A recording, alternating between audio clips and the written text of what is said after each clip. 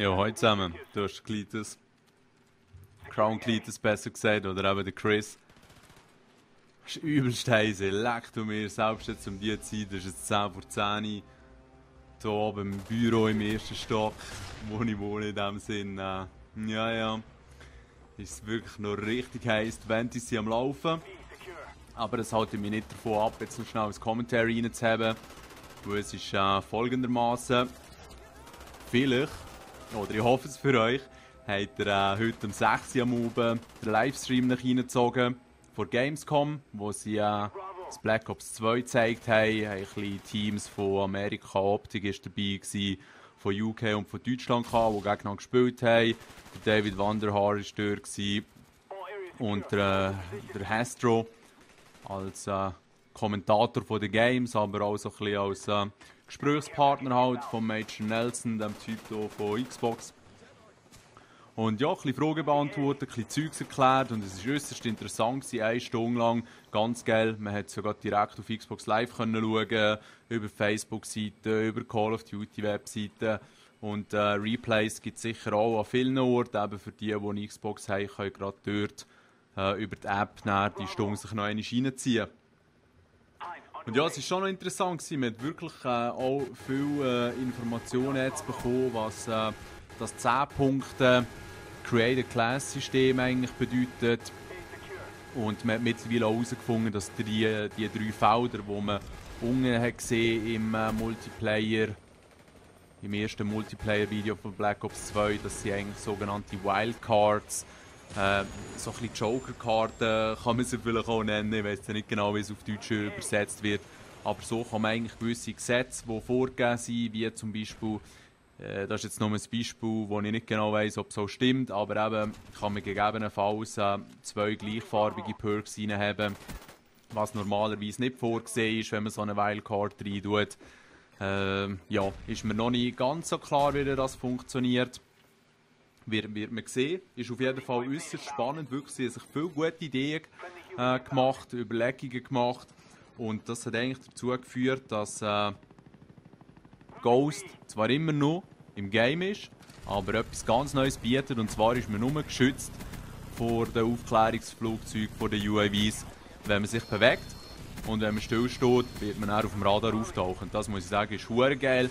Da sind ein paar Camper ja, schon ziemlich am Arsch.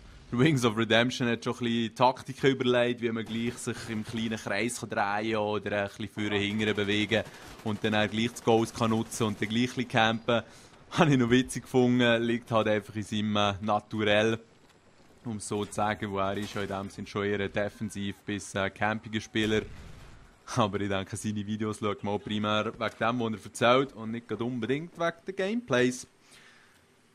Weiter geht's, wenn wir schon bei den Kommentatoren sind. Ich habe natürlich die amerikanische Call of Duty Kommentatoren-Szene gerade reingezogen in den letzten 2 Tagen.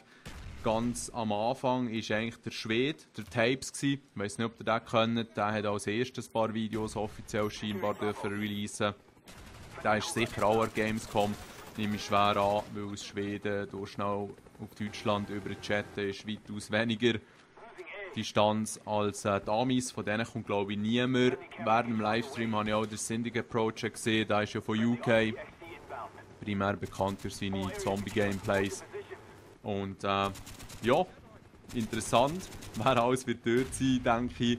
Weil ich werde eben morgen um 6 Uhr auch dort Solothurn in den Zug steigen, auf Köln rausheizen und dann der morgige Tag und auch der Freitag bis wiederum am Abend um 6 Uhr, wo ich dann zurückfahre, dann an Gamescom verbringen. Leider nicht als VIP oder irgendetwas in dieser Richtung, sondern als stinknormaler Besucher. Aber was soll's. Ich freue mich auf jeden Fall drauf und auch wenn ich ein bisschen länger muss anstehen muss, um mal Black Ops 2 zu spielen, es wird sich auf jeden Fall lohnen. Jetzt, wenn irgendjemand von euch auch dort ist, ich bin gegebenenfalls zu erkennen am Crown Crew T-Shirt, das ich da trage. Sei es jetzt ein weißes, ein blaues oder ein gelbes, das ist mir noch nicht ganz klar, für welche Farbe dass ich mich da unterscheide. Oder besser gesagt, entscheiden. Und ja, werde sicher auch einiges aufnehmen. Mal schauen, wie gut das wird, aber kann man sicher auch ein bisschen in ein paar Videos verarbeiten, je nachdem, was mich dann flasht. Also, ja, vielleicht habt ihr euch schon gefragt, was man hier sieht. Das ist in dem Sinne ein recht altes Gameplay, wo wir noch richtig Black Ops gesuchtet haben. Wie ihr es am Namen sicher schon erkannt habt, ist hier der Trappy am Zocken, schön am Durchdrücken. Und ja, ihr seht es am Schluss, das Score, das er macht, ist ziemlich beeindruckend. Die Jungle ist halt einfach schon eine geile Map, um Gas zu geben. Und ja, ihr seht auch gleichzeitig gerade, was man eben mit dem Black Ops Theatermodus hätte können machen. Und ich freue mich also extrem drauf, auf einen neuen, verbesserten Theatermodus. Ja. Sie haben wirklich viel gute Überlegungen ins Black Ops 2 rein. Und mittlerweile haben so viel, sogar der El Presidor, auch ein amerikanischer Call-of-Kommentator, der aber richtig durchdreht. Ich glaube, der ist ein bisschen schizophren oder so, ich weiß auch nicht genau. Auf jeden Fall gute Unterhaltung, der Typ. Und er war schon immer hure gegen das Black Ops und Treyarch fucking shit und ist durchdreht wie ein wild gewordener Stier. Aber nachdem dass er jetzt so die ersten Infos und Videos hat gesehen, hat er sich doch ein bisschen wieder in die Richtung von Treyarch müssen kehren. Und es ist noch lustig. Früher war eigentlich Infinity Ward so der besser für viele Call of Duty Hersteller gewesen. Und was Treyarch im Moment abliefert, ist echt beeindruckend. Sie haben so fest auf die Community gelassen und wenn das Zeug verhebt und die Erneuerungen auch einigermaßen funktionieren, die Maps easy sind, die Spawns einigermaßen gut sind. Es sind schon viele Faktoren, die zusammenspielen müssen, aber eben, sie haben es wirklich versucht und man kann gespannt sein. Sie haben auch so gewisse Streaming-Funktionalitäten scheinbar eingebaut oder die kommen dann. Und auch so, dass man eigentlich als Shoutcaster, also eigentlich als Kommentator zu einem Game agieren kann. Aber das wird dann nicht für alle möglich sein und nicht für alle Spielmodi, aber das zeigt sich dann. Es sind auf jeden Fall, wie gesagt, viel gute Ideen rum. Das RCXD wird es auch wieder haben, das kleine Autöli. Es wird zum Teil sicher auf die Eier gehen, aber ja, in den letzten paar Tagen, wo ich auch wieder ein bisschen Black Ops gezockt habe, zum Teil ein bisschen mit dem rumcruisen. Es ist schon noch lustig. Und was eben noch viel lustiger ist, bei vielen Killstreaks wird man auch die Option haben, ob man die selber lenken, zum Beispiel hier den Kampfroboter mit der Rakete und den dicken Schüssen, oder ob man der Computerintelligenz eigentlich die Steuerung überlässt. Das ist noch interessant. Das ist wirklich noch interessant. Genauso wie man eben eigentlich dann motiviert wird, in der Prestige-Stufe zu steigen, damit man neue Sachen freischalten irgendwie. Also es wird keine Codepunkte mehr geben wie im Black Ops, wo man müssen wie Geld das eigentlich zusammensparen, um sich dann etwas zu kaufen, sondern es wird jetzt so ein bisschen Tokens geben, wo man dann auch wieder gewisse Sachen kaufen kann. Es wird sich zeigen, ich denke, das ist noch ein gutes System. Mir hat das eigentlich noch Spass gemacht im Black Ops, auch ein bisschen, ja, halt müssen am Anfang ein bisschen Knete zusammensparen und sich zu überlegen, was kaufe ich jetzt zuerst. Und auch wenn man dann mit der Zeit alles hatte, das ist klar, ist das ein bisschen weggefallen, aber hat man noch ein bisschen für Goldkamos gespart.